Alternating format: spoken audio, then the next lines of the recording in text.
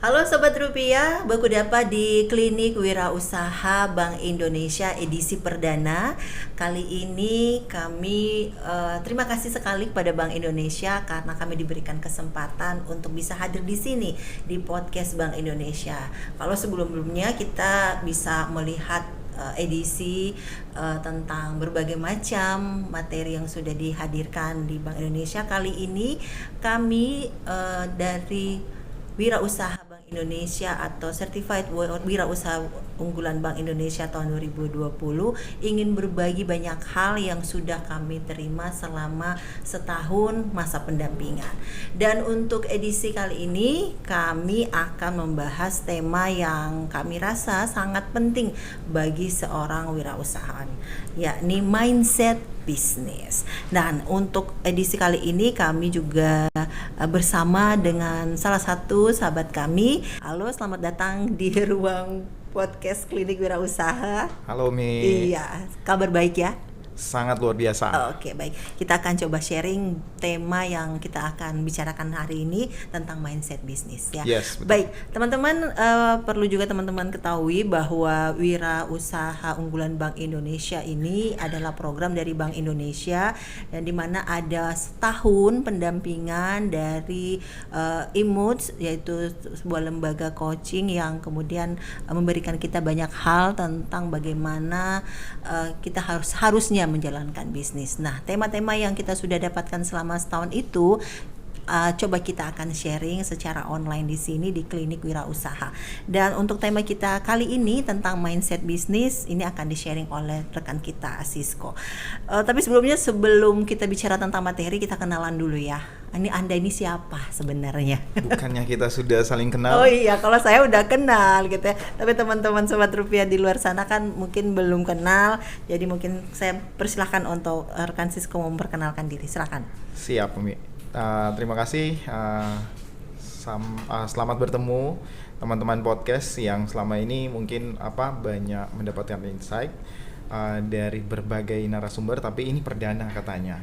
Jadi saya perdana untuk Klinik Wirausaha dari Certified WUBI untuk Sulawesi Utara. Jadi kami itu ada sekitar lumayan banyak ya. Ada beberapa orang yang akan berbagi, tapi ini pertama saya akan berbagi, namun nantinya nggak enak kalau saya nggak berbagi, teman-teman tidak kenal siapa saya ini. Saya itu adalah wirausaha, pengusaha sebenarnya yang bergerak di bidang furniture. Nama saya Sisko Kondoy.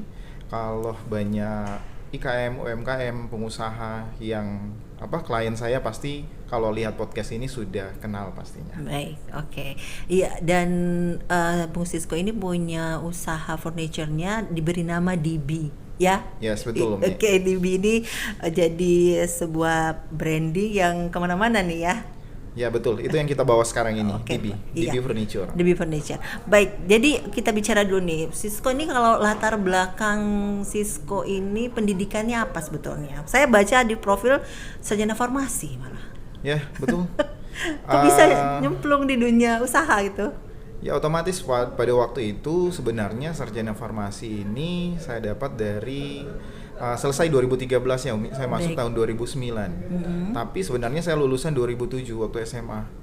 Nah, singkat cerita sebenarnya sarjana farmasi ini saya dapat juga dari aktivitas saya, revenue dari pengusaha teman-teman. Baik, gitu. Oke. Jadi sebetulnya juga sudah berbisnis ya waktu kuliah ya? Betul. Oke, baik. Nah, kenapa kemudian kecenderungannya lebih kepada berbisnis? Saya akan angkat cerita yang singkat aja ya, karena nanti kalau seandainya kita gali dari histori saya, kenapa saya sampai memilih farmasi dan lain-lain, panjang waktu nih. kita tidak cukup. Oke, baik, gitu. iya. Nah, pada waktu itu sarjana farmasi sebenarnya kenapa saya belum bekerja untuk langsung di profesi saya, karena satu, saya melihat fondasi saya yang saya butuhkan selama ini masih relate dengan dunia wirausaha teman-teman. Jadi belum terlalu banyak relate ke farmasi. Bukan berarti istilahnya tidak cocok dengan apa yang saya terapkan selama saya kuliah, bukan begitu. Ada lanjutannya yang namanya profesi fondasi yang memang harus dilanjutkan dan juga ada penerapan ilmu. Betul. Nah, tapi karena wirausaha ini sudah melekat dari tahun 2005 dan kebutuhan otomatis dari 2005 itu sampai saya kuliah adalah kami membutuhkan supply finansial dari keluarga, dari saya pribadi, dan juga saya melihat perusahaan ini potensial, usaha ini potensial, bisnis ini potensial. Maka saya masih tetap bertahan di dunia bisnis. Baik, iya. Jadi bisa dikata sebetulnya kalau dari 2005 itu kan masih SMA ya? Ya, masih SMA kelas 2. SMA begitu ya. Betul. Itu jadi istilahnya ini sesuatu hal yang buat anak muda sekarang begitu untuk bisa berpikir bahwa dia sudah bisa menetapkan dirinya, oke, aku mau ada di dunia usaha, aku mau ada di dunia bisnis ini tuh jarang gitu ya mau gitu ya. Jadi sebetulnya dorongan awal itu apa sebetulnya yang menjadi selain tadi mungkin finansial ya kali ya, dorongan finansial itu yang ya? Paling mendasar. Oke, baik. Jadi itu bisa menjadi sebuah pemicu ya untuk orang bisa konsisten ya. Betul. Jadi fondasi kenapa kita harus berbisnis itu kita akan gali kan di mindset. Nah, itu salah satu yang saya dapat dan saya alami sejak saya bangun DB Furniture ini. Oke, baik. Bisnis ini. Baik, itu sedikit profil dari teman kita Sisko ini. Jadi teman-teman ya, dari 2005 Sisko terjun di dunia bisnis ini, itu dia sudah banyak sekali mengikuti beberapa kegiatan, kemudian juga untuk menambah skill dia di bisnis. Salah satunya juga akhirnya bergabung di Wirausaha Unggulan Bank Indonesia dan kita jadi sangkatan begitu ya. Iya, betul. Baik, dan kalau kita lihat juga beberapa turunan dari usahanya itu ya banyak gitu. Nanti bisa main-main di Instagramnya. Oke, sekarang kita masuk ke tema kita nih. Nah kan mindset bisnis ini sesuatu yang sebetulnya bagi mungkin ya waktu saya juga gabung di Sibubi tidak terlalu berpikir bahwa ini jadi hal yang penting ya. Tapi kalau menurut Sisko apa sebetulnya mindset bisnis ini? Dulu yang saya pahami sebenarnya Umi ketika saya belum mengikuti bootcamp atau yang pendampingan WUBI ini sebelum certified ya. Saya berpikir bahwa mindset bisnis itu sebenarnya adalah bagaimana kita jadi pengusaha kan, bagaimana kita berbisnis. Jadi segala hal yang berkaitan dengan dunia usaha. Nah, ketika ada materi tentang mindset di Sibubi ini, maka ternyata kita bisa belajar khusus tentang mindset itu apa. Terus relate-nya ke bisnis itu apa. Tidak sesederhana seperti yang kita pahami sebelumnya ya. Betul. Jadi ada detailnya. Betul. Jadi kalau saya lihat ada fixed mindset dan juga ada growth mindset. Istilahnya kalau orang awam atau pada umumnya yang kita kenal dengan positive thinking kan itu. Tapi ada ketika kita belajar lebih banyak tentang mindset itu ternyata banyak. Tim Imuns itu memberikan kita banyak pemahaman-pemahaman baru dan juga metode bagaimana kita merubah cara kita berpikir. Jadi menurut saya mindset itu sebenarnya mindset bisnis itu bisa diambil kata itu adalah aset kita, modal intern kita, internal aset. Oke, baik. Mindset, modal internal aset. Jadi seorang pebisnis itu harus dan memiliki internal aset gitu ya. Yes, betul. Pola pandang, pola pikir tentang bagaimana dia melihat usahanya dia, tentang bagaimana dia inginkan usaha dia ke depan mau seperti apa gitu kan. Betul, cita-citanya dia membesarkan usahanya. Sangat menentukan. Iya, sangat menentukan dari dia mau berapa tingkat bangunannya, fondasinya harus dibangun dari mindset itu. Oke, mantap ini. Oke, jadi kalau seorang wirausaha yang baru nih, bagaimana dia membentuk dan mengasah gitu. Kalau tadi disebutkan Sisko itu jadi internal asetnya. Nah, kalau dia seorang pengusaha ini bagaimana dia mengasah itu? Kalau dari pengalaman saya saya asah otomatis yang pertama. Saya kalau punya pemahaman bahwa saya tahu semuanya. Ada gambaran di mana saya sudah berkecimpung lama di dunia wirausaha. Pasti tidak akan mau bergabung dengan yang namanya perekrutan WUBI. Oke. Kan? Nah, karena mindset saya bahwa saya tahu ada yang kurang nih. Pemikiran terus tentang bisnis, tentang wirausaha ini masih ada yang banyak yang kurang lah, perlu belajar. Maka mindset saya, cara berpikir saya memerintahkan diri ini untuk ikut.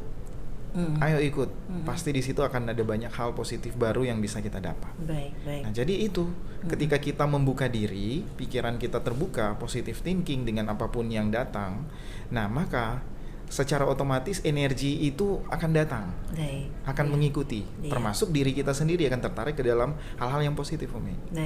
Karena di tengah kita menjalankan usaha ini, sebetulnya tantangan terbesar kita adalah mengalahkan diri kita ya. Ya, ternyata. Iya. Kalau saya pernah membaca, Umi, ada yang namanya ada buku yang berbicara tentang mindset, tentang bagaimana growth mindset itu, positive thinking yang kita kenal pada umumnya, dan juga relate dengan apa yang kita belajar, Umi, waktu di pendampingan. Pemikiran kita sebenarnya ada dua. Jadi bagaimana cara berpikir kita yang terjadi sesungguhnya dan yang belum terjadi, tapi kita yang berpikir sendiri.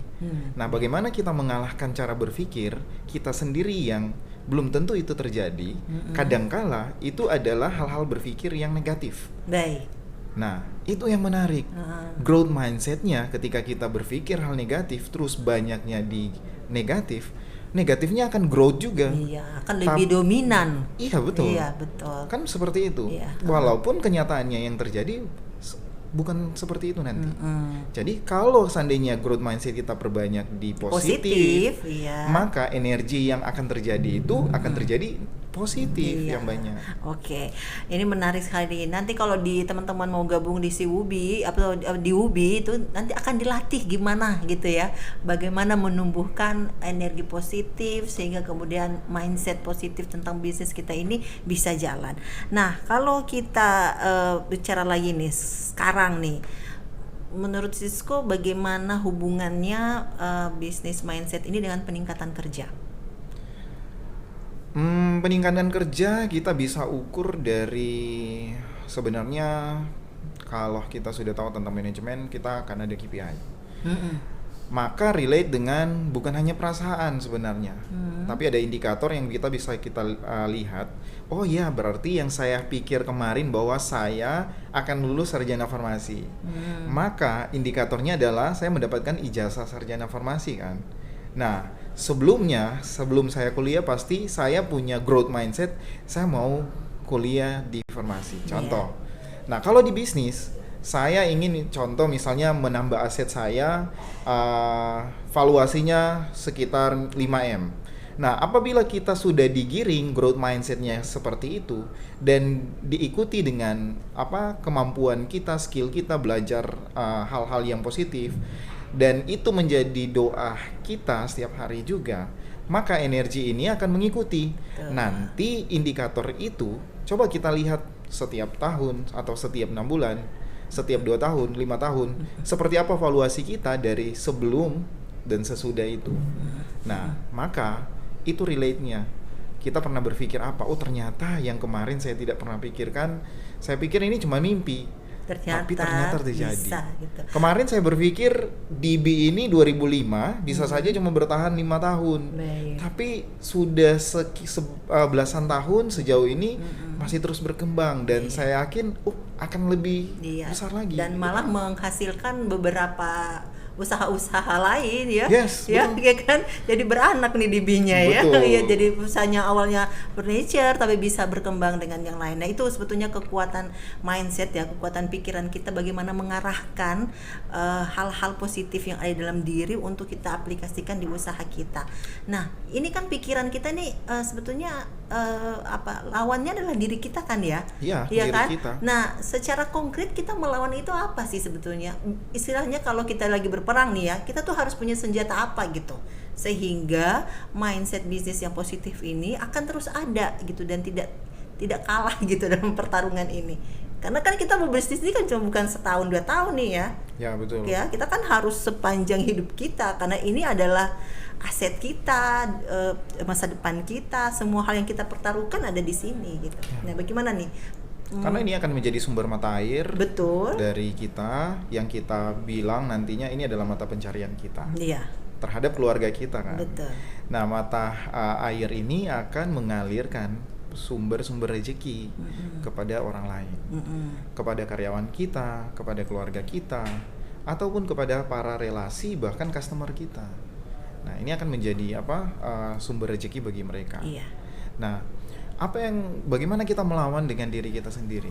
Satu, kalau seandainya relate, pikiran kita yang dua ini sebenarnya sama, kita tidak perlu melawan sebenarnya, karena kan Apa yang tujuannya relate-nya? sama. Apa yang relate? Kan pemikiran kita ada dua, ada yang mengarahnya ke positif, ada yang arahnya ke negatif. Baik. Kalau kita belajar dengan para coach image itu, kita akan diajarkan tentang ada alam sadar dan alam bawah sadar, teman-teman. Nah, tapi saya menyederhanakan dengan dua pemikiran ini, ada yang berpikir positif dan ada yang berpikir negatif. Contoh. Nah, kalau seandainya dua-duanya adalah positif sebenarnya kan tidak perlu bertengkar. Baik. Iya kan? Jadi kita positifkan yang negatif, Negatif gitu ya. kita positifkan. Baik, iya. Alam bawah sadar kita sebenarnya tahu kemampuan diri kita. Kita bisa capai itu, tapi pikiran di lingkungan mempengaruhi kita. Iya, betul. Sehingga loh sis kok hanya seperti ini, kok emang bisa.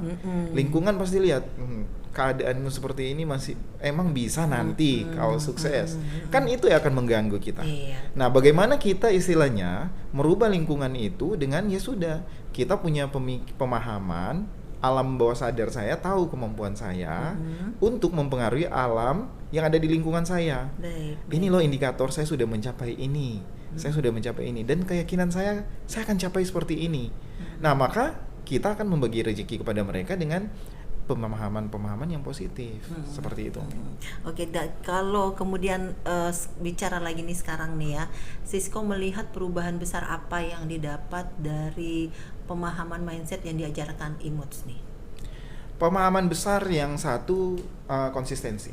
Konsistensi ya? Konsistensi. Oke, baik. Baru pengendalian diri. Pengendalian diri. Emang kenapa kemarin-kemarin tuh? Kalau Darah muda. kemarin namanya anak muda Iya, ya. dan juga pebisnis. Pebisnis itu identik dengan agresif.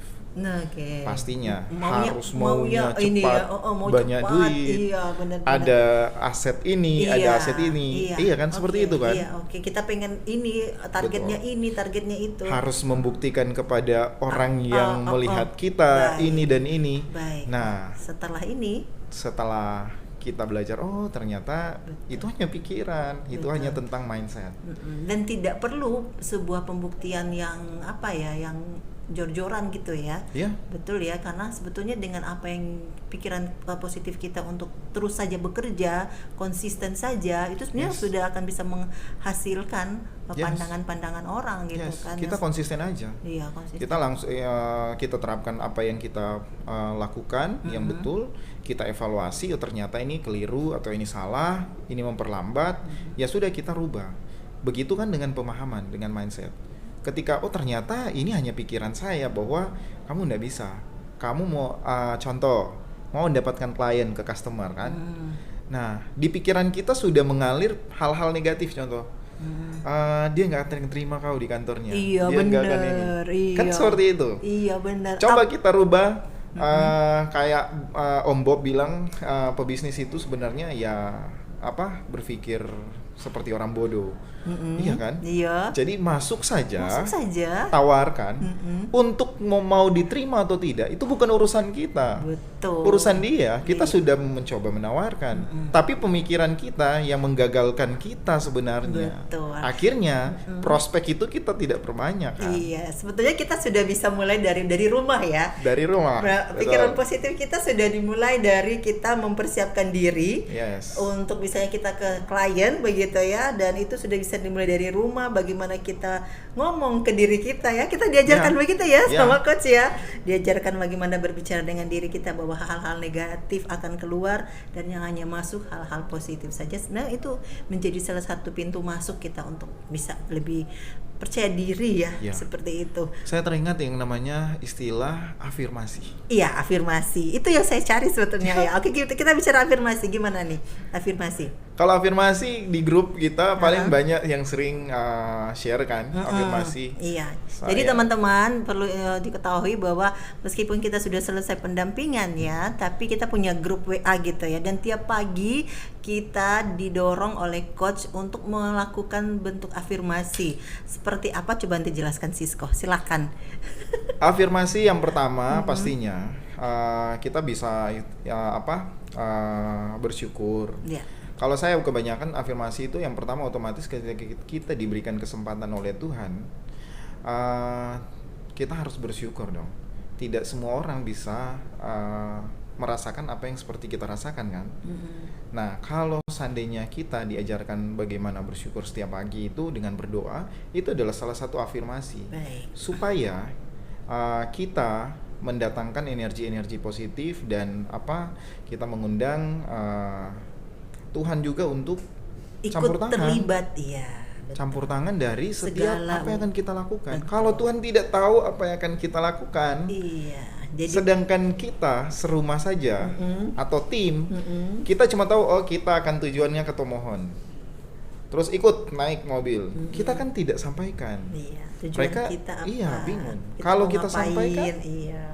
gitu. Jadi Begitu caranya juga dengan kita doa. berdoa gitu ya sambil Tuhan hari ini saya mau ini, Iya. bantu saya dengan ini ya kan. Dan itu dilakukan tiap hari loh. Yes. Harus dengan mengafirmasi itu. Iya.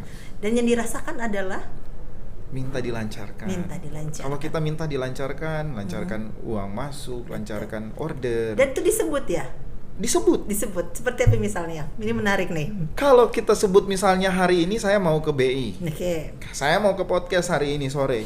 Ya kita sebut ketika kita di pagi hari itu kita berdoa atau afirmasi yang kayak kita di grup wirausaha, kita akan share. Maka ya Tuhan, izinkan hamba-Mu ini untuk bisa melakukan dengan baik segala aktivitas di sore hari, akan berbagi kepada teman-teman wirausaha, pendengar podcast.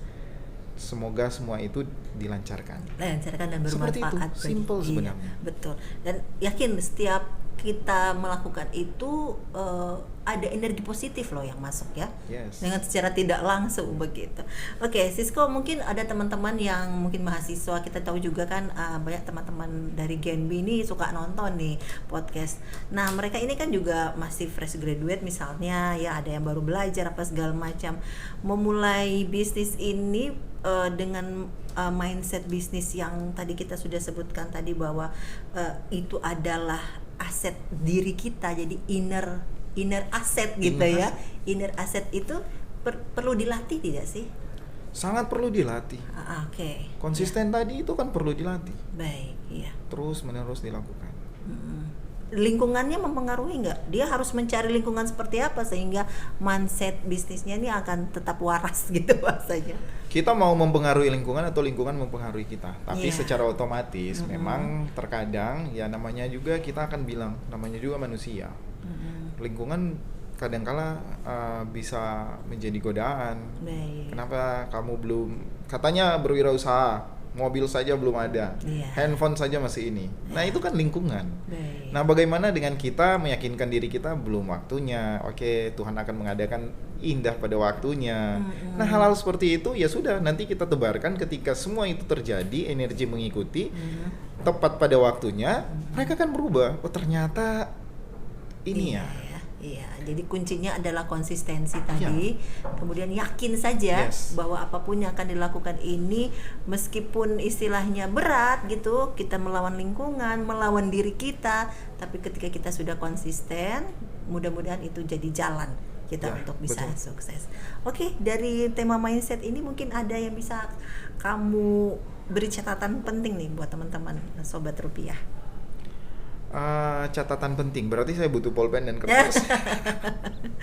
Boleh, mungkin teman-teman di rumah perlu mencatat juga ini. Jadi teman-teman kayaknya ya, banyak hal yang tentang mindset ini belum kita gali sebenarnya di sini. Dan banyak teman-teman certified Wubi, kita dari 19 atau 21 ya? Iya. Sekitar situ ya? Sekitar itu. Ada 19-21 orang di dalam certified Wubi dari sebelumnya yang terseleksi sebenarnya. Mereka adalah jago-jago juga sebenarnya. Kalau teman-teman mau tahu banyak tentang kita, sebenarnya bisa follow sih CUB, Sulut, dan di situ ada teman-teman CUB lainnya. Kita bisa sharing, kalaupun mau DM silakan DM langsung apabila kamu adalah wirausaha, biar kamu dapat insight baru dan pemahaman baru tentang wirausaha itu. Nah, kalau mindset sangat luas, secara umum kita sudah bahas tadi. Pada intinya yang jadi catatan penting adalah jangan pernah lingkungan atau pengaruh negatif, hal-hal yang belum tentu terjadi akan mempengaruhi, karena itu adalah hal negatif ke dalam dirimu yang merusak skill atau kemampuan sebenarnya yang sangat besar. Seperti ibaratnya gunung es yang di bawahnya itu sangat besar, tapi yang terlihat hanya pucuknya. Kemampuanmu itu adalah yang di bawahnya itu, gunung es itu. Nah, bagaimana meledakkan itu sebenarnya? Hal-hal positif sebenarnya yang perlu kau terapkan dari pemahaman alam bawah sadar, keluarkan itu menjadi energi yang positif dan yakin. Ya, mungkin bisa dilakukan dimulai dengan berafirmasi tiap hari. Afirmasi. Iya, betul. itu juga sangat mempengaruhi bagaimana mindset kita bisa terjaga, begitu ya. Ya, betul. Seperti itu. Oke, untuk edisi perdana saya rasa cukup kita sharing di sini tentang mindset ya, Sisko. Sebenarnya masih banyak. Tapi di edisi perdana ini kami sekedar ingin memperkenalkan ada teman-teman dari CUB. Ini adalah sebuah perkumpulan wadah gitu yang difasilitasi oleh pihak Bank Indonesia, para usahawan yang kemudian dilatih bukan hanya secara skill tapi juga bagaimana merubah cara pandang kita tentang berbisnis yang dilakukan oleh IMUTS Pelatih Indonesia. Kami mohon maaf jika ada yang masih kurang dari obrolan kita sore hari ini. Kita ada klinik juga, Mi. Oh iya, kita ada klinik ya. Kita ada klinik offline gitu setiap bulan. Nanti juga teman-teman bisa follow Instagram CUB Sulut. Di situ nanti ada informasinya kapan klinik wirausaha offline itu bisa diadakan, dan di situ nanti kita bisa face to face nih, misalnya ada masalah apa, misalnya ada kendala apa yang perlu kita sharing sama-sama, pun kita ingin cari solusi sama-sama. Mudah-mudahan itu menjadi jalan kita untuk bisa sukses bersama. Oke, Sobat Rupiah, sampai di sini dulu edisi perdana di Klinik Wirausaha Berbagi Tanpa Tapi yang difasilitasi oleh Bank Indonesia. Podcast Bank Indonesia, di mana Anda berada, di situ BI berada. Mari membangun Sulawesi Utara. Terima kasih.